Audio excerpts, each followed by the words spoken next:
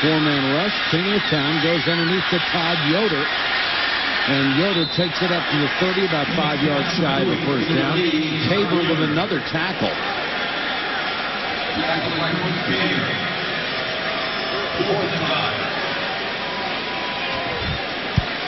This is really good for some of these guys who haven't gotten much of an opportunity to play this year. Get to break a couple of adhesions and get ready if they're needed. I'll tell you one guy that has is old A.J. Feely. We're going to see him in a moment.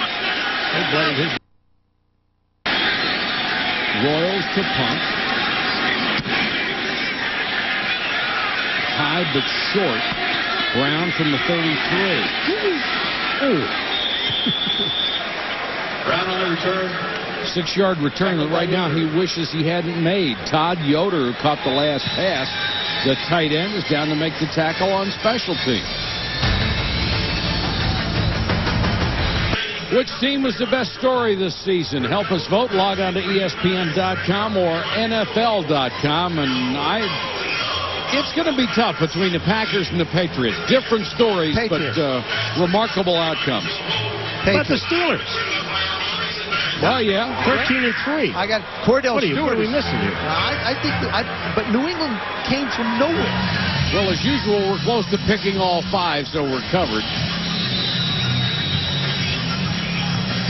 Warren thinking about next week. Starting to get... It's going to be a short week because they'll play on Saturday. A.J. Feely, the rookie quarterback. Takes the draw. Flag is down. And they stop the play. Oh, it's against Philly. Whew. Thank you. Prior to the snap, false start, 86, offense, 5-yard penalty, still first down. That's Gary Scott. And boy, that took a long time to whistle that one dead.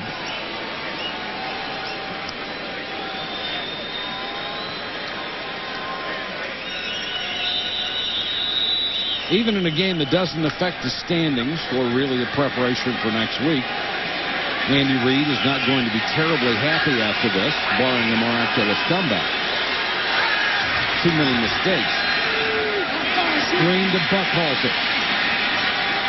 Buckhalter breaks the tackle, gets to midfield. Let's check in with Chris Berman. All right, Michael, thank you. The Chicago Bears get a bye and win the NFC Norris for the first time since 1990.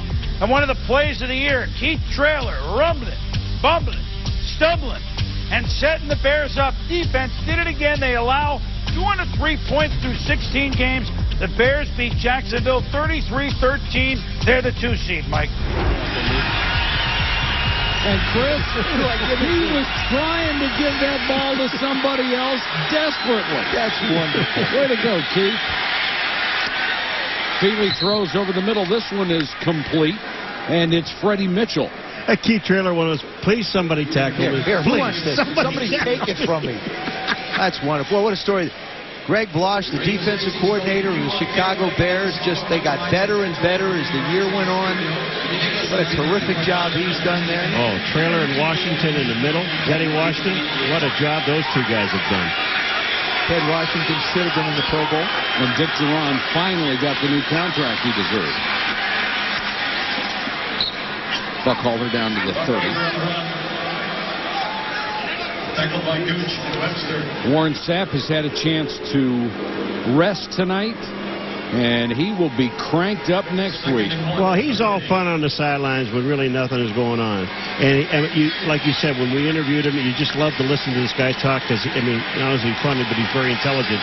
And the thing about it is, once he sets his foot on the field, it's all about business, and the clowning is all gone. Got such great passing for it. 2nd and a yard, little screen to Buckhalter. Buckhalter knocked out of bounds at the 17. More on Warren Sapp. Here's Susie. Well, Mike, we've had a good time watching Warren just have a good time on the sideline tonight. He's on his way to his 5th straight Pro Bowl, played a few series tonight, and now it's all about just sitting back and watching his team beat the Eagles, messing around with Tony Dungy's son there and just hamming it up for the cameras. Always a team leader. He said there's a lot to be said for the psychological impact of this game, particularly for the Bucs, who lost to the Eagles in the first round last year. It said it sets the tone, builds the mental framework. You don't want to have a guy dominate you tonight and look at that film all week. It means a lot to the Bucs to take this game tonight. He's one of the team leaders who sets that tone. Well, Susie, it's obvious that Warren Sapp loves to play football. We asked him about his love for the game. I've always said we play a kid's game getting paid a king's ransom. How could you not love this? How could you not love 3 hours of mayhem?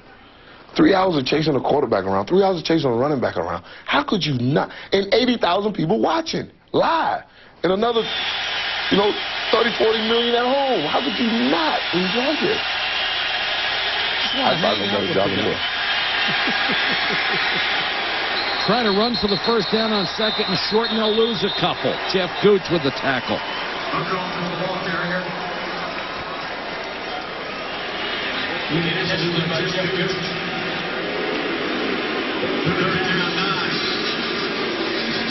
Check it was 3rd and 8, or 2nd and 8 when they ran that play. Now it's 3rd and 9.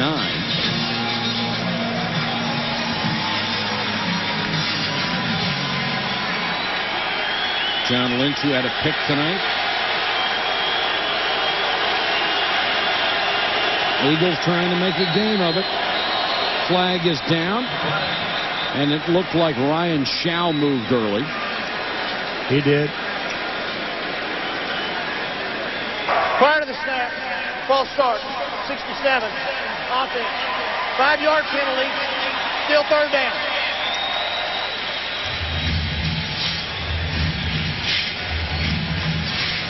They're still hanging on, Mike. No penalties against the Bucs.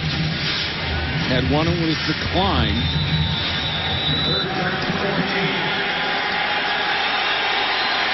Third and 14 for Feely.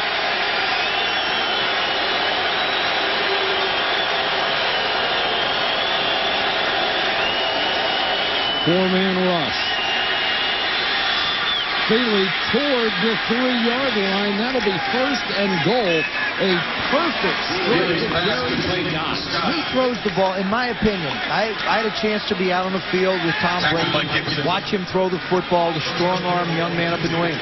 This young man throws the ball a little bit like that. Gets the ball out in a hurry. Looks like he's got a lot of zip on it. So far, he's 8 out of 11, 117 yards. Feely, pump fakes. Now throws for the goal line.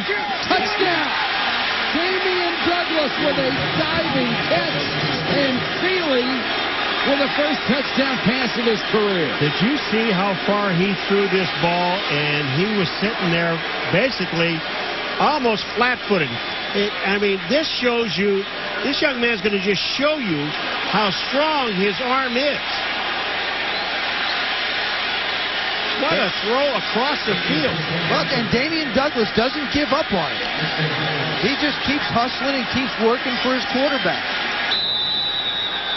A very deliberate call by the official and the right one. Well, and they're going to challenge this one. This ball might be on the ground. This one might have gotten between his arms and gotten to the ground. Yeah, I think you can see it. Tampa Bay is challenging the ruling on the field that it's complete pass. Remember now, it can touch the ground, but you have to have possession. Watch the ball. Right there. See it right there laying on the ground? That ball is on the ground. It gets through his hands. See it here? Can't see it from that angle. You can see it from the other one. I'll tell you the thing that you got to really look at. Right. Is his right arm. Right.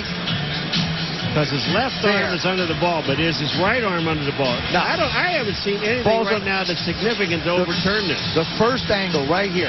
Look at his right arm, though. I'm going to show you. Under the ball. No, it's not. Right? Right there. You can see the ball is on the ground.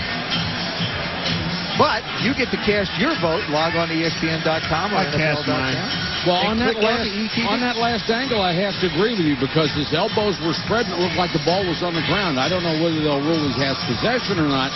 Remember, it has to be conclusive to overturn it. The fans say 68% let it stand. Look at the thousands of fans that are voting. I think it'll be overturned. Just my opinion, of course. I'm horrible at first down. You're entitled. Well, A.J. Feely is hoping it's not I'm a very overturned. flexible person when it comes to those things. You're right about Feely's first touchdown. He pass. wants that. I mean, he's got a split lip. He wants the touchdown. So does Damian Douglas, who came into this game without having caught a pass all year. Damian Douglas dives for the catch, gets up, looks at the official, and says, "Please."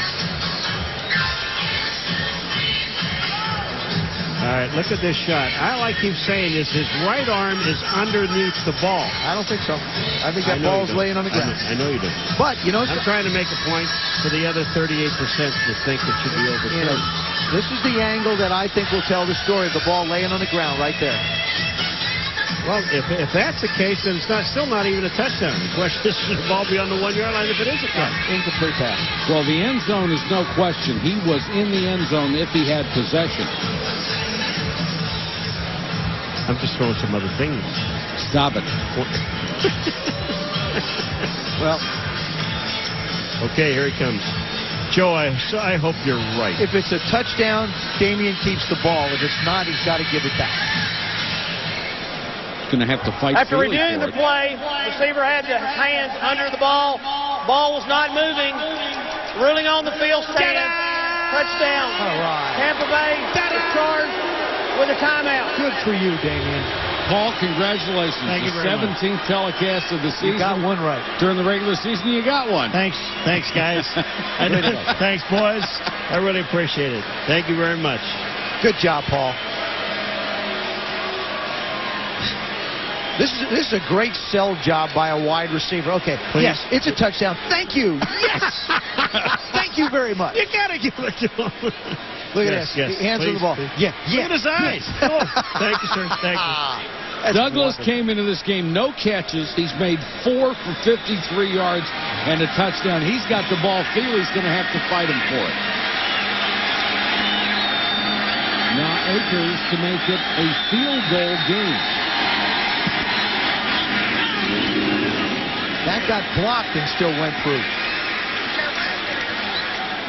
We're looking at a possibility of overtime here, boys. Yeah, we always are. So, you got someplace to go? No, I really don't. 13-10. Now, just from a strategy standpoint, do you go for the onside kick or do you kick it deep? Well, go ahead. you only have 2 timeouts, but you have the 2-minute warning, so you're going to get that too. So I'd kick it deep. I'd go for the onside kick. Oh, see? Now. When was the last time you guys agreed? Was it week 3, perhaps? Preseason. Go for the onside kick. John Lynch, a part of the hands team, he'll have to go out. We asked you what was the best story for a team this year. The Chicago Bears in a landslide, 49%. Boy, you really have to agree with that. How about the interceptions that Mike Brown made, the receptions in the end zone? And it was only fitting that Keith Traylor would make that type of an interception in the last game. You're right. It's one of those years when you look at the Bears and you say, could they be the Cinderellas? Could they be this year's Baltimore Ravens? I'll tell you, if the guy just stays healthy, he's going to be in the Pro Bowl all of his life. Urlacher. Yes, sir. Brian Urlacher is one hell of a middle linebacker.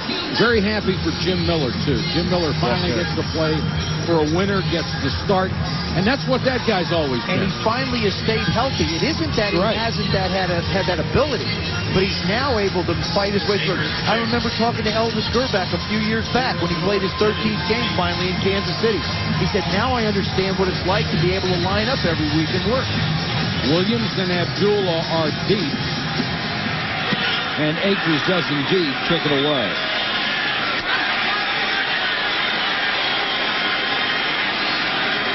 Williams on the return to the 24. Ball came out late.